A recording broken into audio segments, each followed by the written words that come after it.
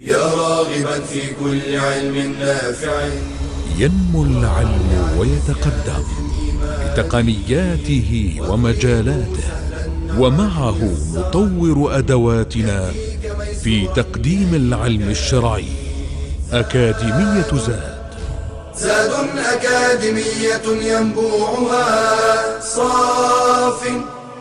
صاف ليروي غلة الظمآن.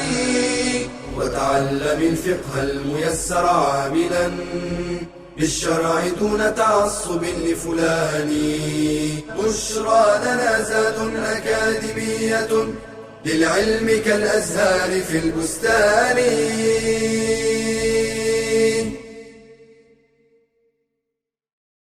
بسم الله والحمد لله والصلاة والسلام على رسول الله وآله وصحبه ومن اهتدى بهداه. أما بعد. So fasting is divided into two types. The first type, we spoke about it in the last class, which is the mandatory obligatory part. The second type is the recommended type, which is the fasting that is voluntary and recommended. And this is divided into two types. One type is the fasts that are not connected. They are general. They don't have a specific reason for it. So you can fast any day you like, a Tuesday, a Wednesday.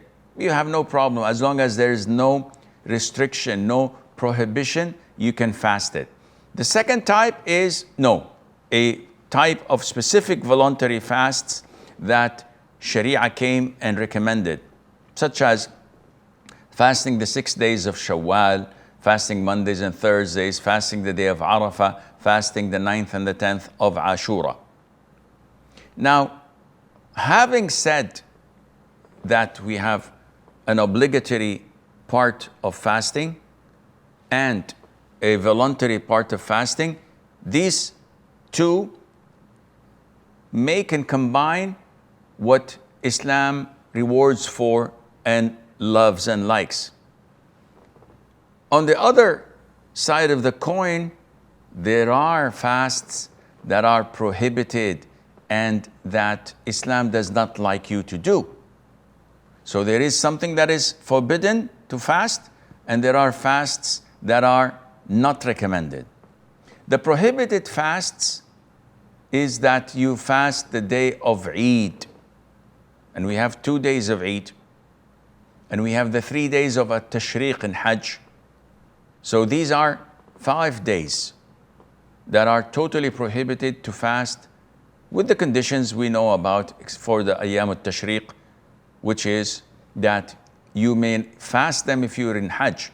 But for someone who did not go for Hajj, the day of Hajj, the 10th of the Hijjah, 11th, 12th, and the 13th, these are prohibited for you to fast.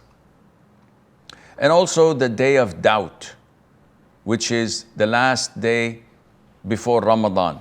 If we did not see the new moon, and I'm doubtful that this might be Ramadan, it might not be Ramadan, so I'm gonna fast. Either way though, this is prohibited.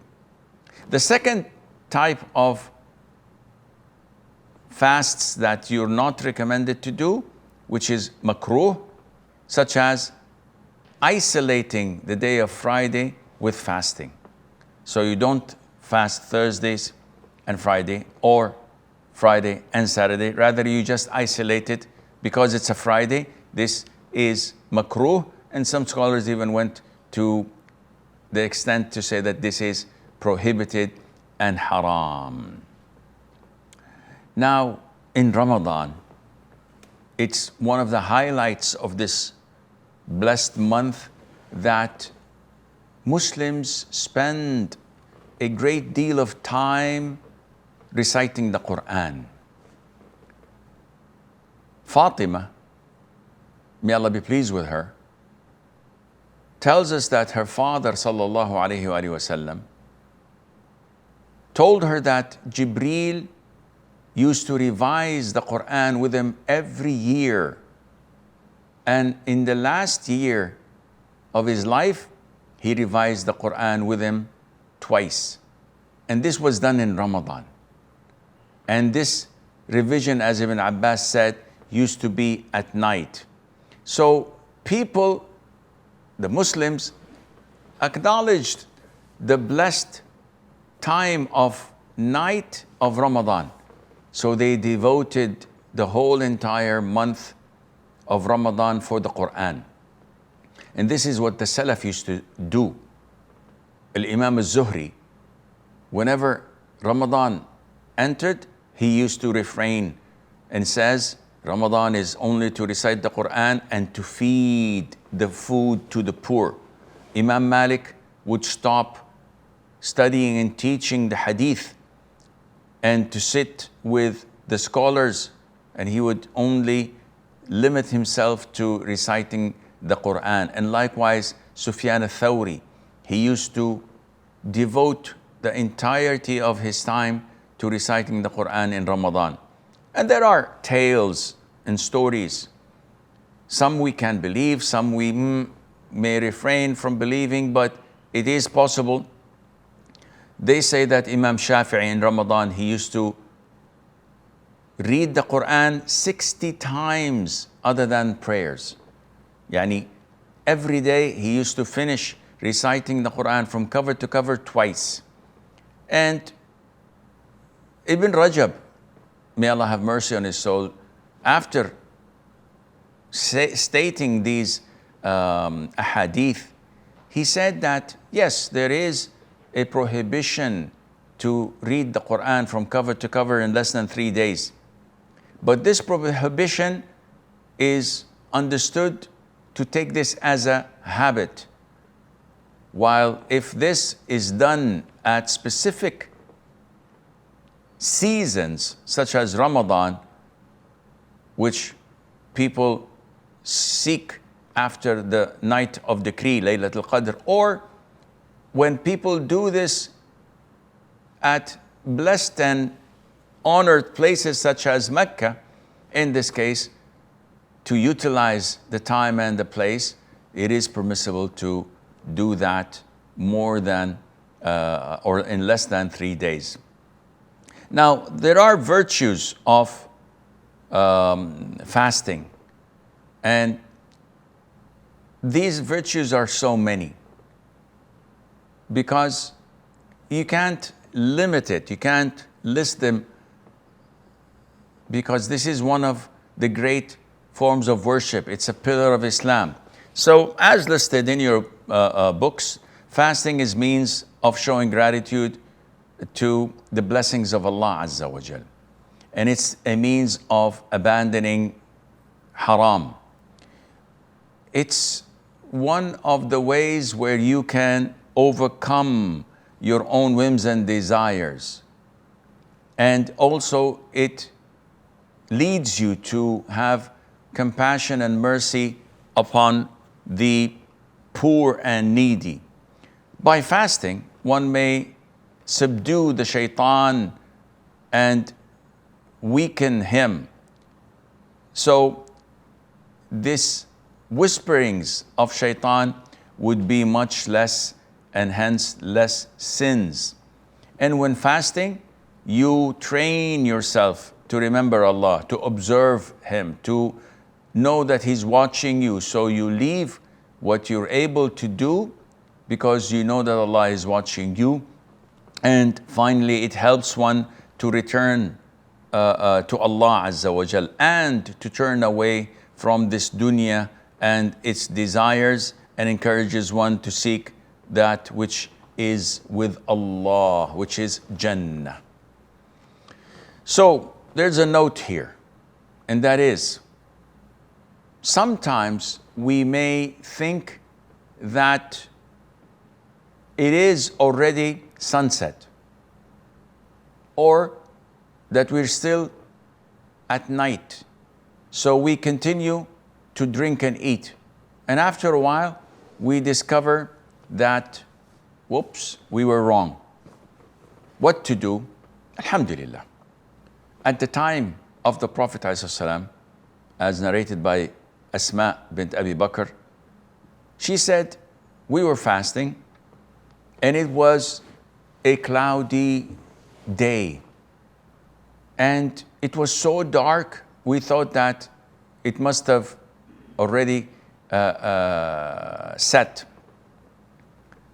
And so we broke our fast.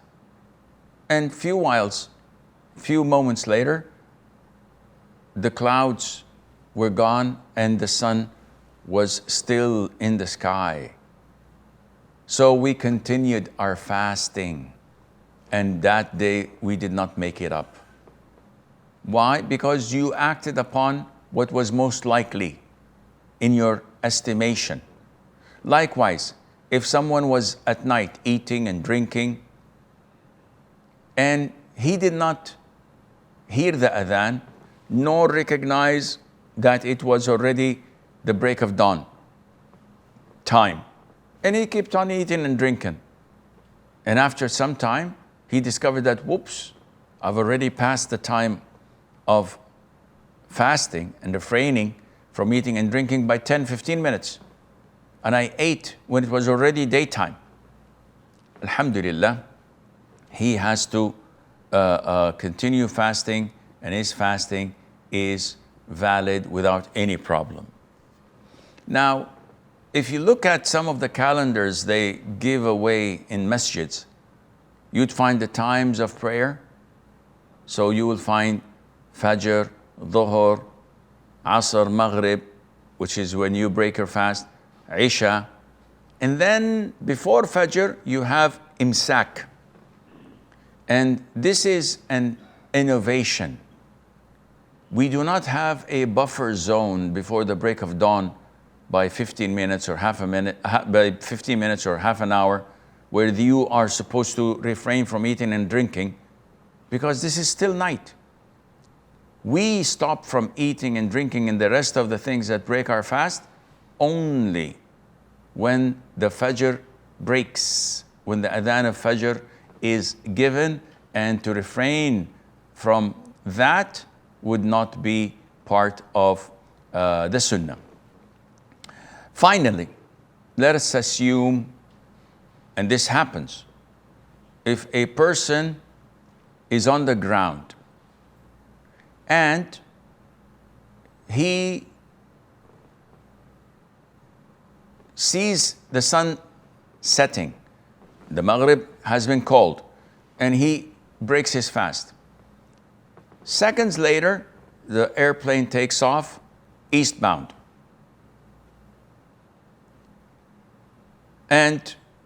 Or westbound, that is. I think it's westbound. And the moment he takes off and it goes to high altitude, he sees the sun. Now, what should we do?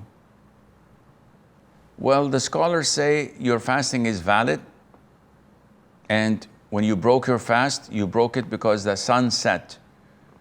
Being elevated due to the airplane and seeing the sun again doesn't mean it's a new day because you saw the sun, so you pray Fajr again. No, nobody says this. So it's the same day, but already you have finished and concluded your day when you saw the sun set. And likewise, if a person is fasting and just before sunset, he takes off. And once the airplane is elevated and he's headed westbound, this means that the sunset is going to be delayed for maybe 3 or 4 hours. While the people in his hometown had already broken their fast because the sun had set. But because he's over the altitude of 30 or 40,000 feet, going westbound, he's chasing the sun. And he must not break his fast until he visibly see the sun had set, because Allah Azza wa Jal says in the Quran, then complete the fast until the sunset. هذا والله أعلم ونسبة العلم إليه أسلم وصلى الله وسلم وبارك على عبده ورسوله نبينا محمد. يا راغبا في كل علم نافع ينمو العلم ويتقدم بتقنياته ومجالاته ومعه نطور أدواتنا في تقديم العلم الشرعي. أكاديمية زاد أكاديمية ينبوعها صاف ليروي غلة الظمآن، وتعلم الفقه الميسر عاملا بالشرع دون تعصب لفلان. بشرى لنا زاد أكاديمية للعلم كالأزهار في البستان.